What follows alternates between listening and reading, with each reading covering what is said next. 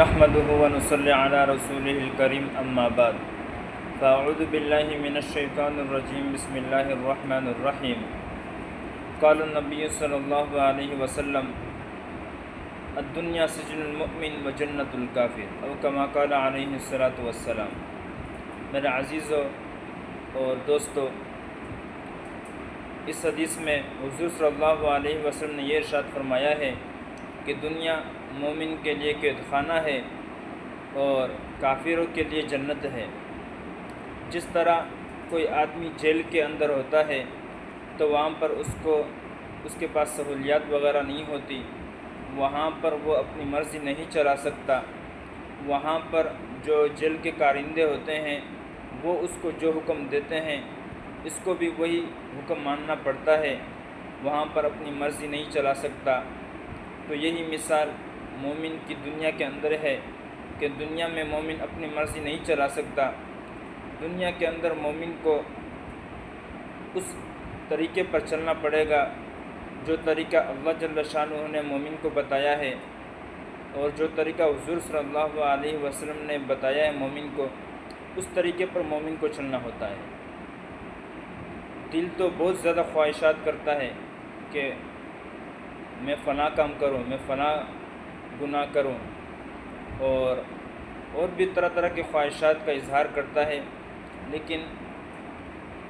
مومن اپنے خواہشات پر عمل نہیں کرتا، کیونکہ شریعت نے، اللہ جل شانہ نے، حضور صلی اللہ علیہ وسلم نے جو طریقے بتائے ہیں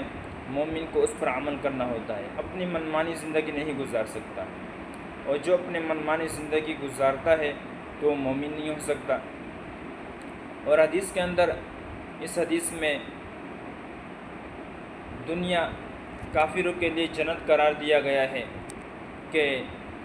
جس طرح جنت کے اندر مومنین وغیرہ اپنی مرضی کے ہر کچھ کریں گے اور ان کے دل میں جو بھی خیالات آئیں گے فوراً اس پر عمل ہو جائے گا، تو کافر کے لیے آخرت میں اس طرح نہیں ہوگا، بلکہ کافروں کے لیے دنیا یہ جنت کی طرح ہے۔ یہاں پر وہ ہر طرح کے کام کر سکتے ہیں، یہاں پر وہ گناہ بھی کر سکتے ہیں، ہر طرح کے برے کام کر سکتے ہیں، اپنی مرضی چلا سکتے ہیں، اپنی مرضی کے مطابق زندگی گزار سکتے ہیں۔ تو یہاں پر کافروں کے لیے دنیا جنت ہوئی، لیکن قیامت کے دن معاملہ برعکس ہو جائے گا۔ کافروں کے لیے قیامت وہ دوزخ بن جائے گی، اور مومن کے لیے جس نے اپنی زندگی شریعت کے مطابق گزاری ہوگی تو یہ زندگی قیامت کے دن اس کے لیے جنت بن جائے گی۔ اور ایک اور حدیث میں حضور صلی اللہ علیہ وسلم نے ارشاد فرمایا ہے کہ مومن کو کس طرح ہونا چاہیے کہ کن فی الدنیا کأنک غریب و عابر سبیل، کہ دنیا میں ایسے رہو جیسے کہ کوئی پردیسی یا راستے پر چلنے والا مسافر ہوتا ہے، دنیا میں اس طرح زندگی گزارو۔ مطلب اس حدیث کا یہ ہے کہ جس طرح کوئی مسافر اپنے مقصد کی طرف، اپنی منزل کی طرف جاتا ہے تو اس کی جو منزل ہوتی ہے اس کے دماغ میں وہی منزل گردش کرتی رہتی ہے، اس کے دماغ میں یہی بات ہوتی ہے کہ مجھے فلاں جگہ جانا ہے، تو راستے میں نہ کسی سے بات وغیرہ کرتا ہے، نہ راستے میں ٹائم ضائع کرتا ہے، نہ راستے میں کہیں ہوٹلوں وغیرہ پر سو جاتا ہے، بلکہ اس کو یہ فکر ہوتی ہے کہ میری منزل فلاں جگہ ہے، وہاں پر پہنچتا ہے۔ تو یہی مثال مومن کی ہے کہ چونکہ مومن کی منزل جو ہے وہ جنت ہے، مومن کا جو اصل ٹھکانہ ہے وہ جنت ہے، تو مومن کی یہ کوشش کرنی چاہیے ہے کہ جب میرا اصل ٹھکانہ جنت ہے تو میں یہاں پر دنیا میں اپنا ٹائم کیوں ضائع کروں، دنیا کے اندر میں گناہوں میں اپنے آپ کو کیوں مبتلا کروں، دنیا کے اندر میں اللہ جل شانہ کی نافرمانی کیوں کروں، دنیا کے اندر میں حضور صلی اللہ علیہ وسلم کے طریقے کے مطابق زندگی کیوں نہ گزاروں۔ تو مومن کو یہ فکر کرنی چاہیے کہ میں اس دنیا کے اندر اللہ کے احکامات پر عمل کروں گا اور حضور صلی اللہ علیہ وسلم کے طریقوں پر چلوں گا اور پوری زندگی اسی طرح گزاروں گا، کیونکہ میرا جو اصل ٹھکانہ ہے وہ جنت ہے۔ تو مومن کو اسی کی فکر کرنی چاہیے ہے۔ اس وجہ سے کہ دنیا میں تو کسی کو یہاں پر ہمیشہ کے لیے رہنا نہیں ہے، ہر کسی کو اس دنیا سے جانا ہے۔ کوئی مومن بھی اس دنیا میں ہمیشہ کے لیے نہیں رہے گا، بھلے کسی آدمی کی 1000 سال زندگی ہو، لیکن خود اللہ جل شانہ نے قرآن مجید میں ارشاد فرمایا ہے کل نفس ذائقۃ الموت، کہ ہر نفس کو موت کا مزہ چکھنا ہے، چاہے وہ بادشاہ ہو، چاہے وہ وزیر ہو، چاہے امیر ہو، غریب ہو، بوڑھا ہو، جوان ہو، عورت ہو، بچہ ہو، ہر کسی کو موت آنی ہے۔ دنیا میں آنے کی ترتیب تو ہے کہ پہلے دادا ہوتا ہے، پھر اس کا بیٹا، پھر پوتا، پڑپوتا وغیرہ، لیکن دنیا سے جانے کی کوئی ترتیب نہیں ہے۔ دادا زندہ ہوتا ہے، پوتا چلا جاتا ہے، باپ زندہ ہے، بیٹا چلا جاتا ہے، تو دنیا میں آنے کی ترتیب ہے، جانے کی کوئی ترتیب نہیں ہے۔ ہر شخص کو موت کا مزہ چکھنا ہے، یہاں تک کہ جو مقربین فرشتے ہیں، حضرت جبرائیل علیہ السلام، اسرافیل، میکائیل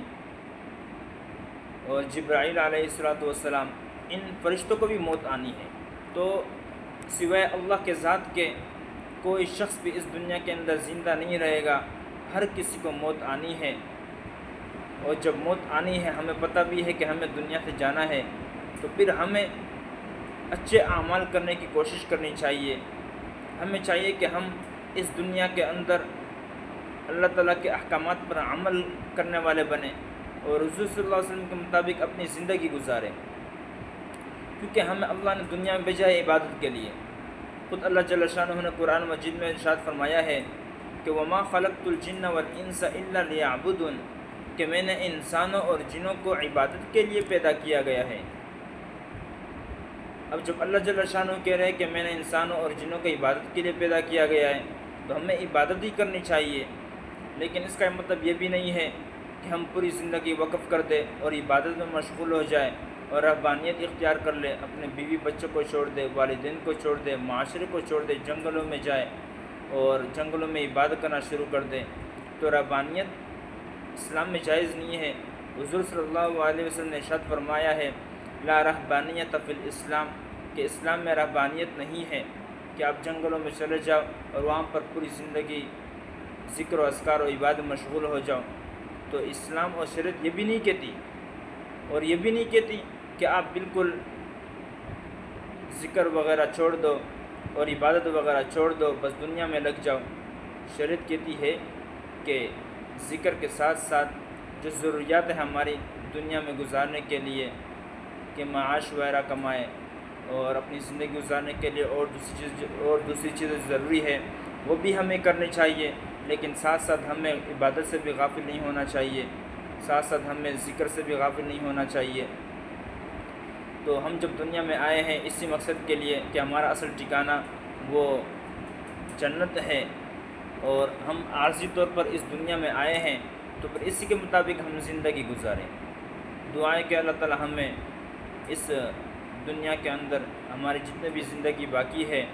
وہ شریعت کے مطابق گزارنے کی توفیق عطا فرمائے۔ وآخر دعوانا ان الحمد للہ رب العالمین۔